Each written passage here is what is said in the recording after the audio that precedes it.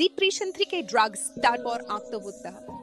আজকাল খুব সাধারণ, বিশেষ করে তরুণদের মধ্যে। আমরা কিভাবে নিজেকে এর থেকে রক্ষা করব? দেখুন, যদি আপনি শুধু নিজের কথাই ভাবেন, এটাই হলো ডিপ্রেশনে যাওয়ার মন্ত্র। আপনি ঘুম থেকে উঠে দেখেন, যারা আত্মহত্যার সামান্য প্রবণতাও রাখেন, তাদের জন্য একটা বার্তা জানুন, অনেক মানুষ আছেন যারা আপনার ওপর নির্ভরশীল। অন্তত তাদের কথা ভাবতে শুরু করুন। পরবর্তী বিষয়টা আমি বলবো, তাদের অবশ্যই মেডিটেশন করা উচিত। আমাদের কেন এমন অনুভূতি আসে? কারণ আমাদের সূক্ষ্ম শরীর যখন সংকুচিত হয়, তখন আমরা দুঃখ অনুভব করি। আর যখন আরও সংকুচিত হয়, তখন ডিপ্রেশন হয়, এবং আরও সংকুচিত হলে আত্মহত্যার প্রবণতা দেখা দেয়। তাই আমাদের সূক্ষ্ম শরীরকে বিকশিত করা উচিত। এই প্রাণায়াম, ক্রিয়া, মেডিটেশনই এটা করে।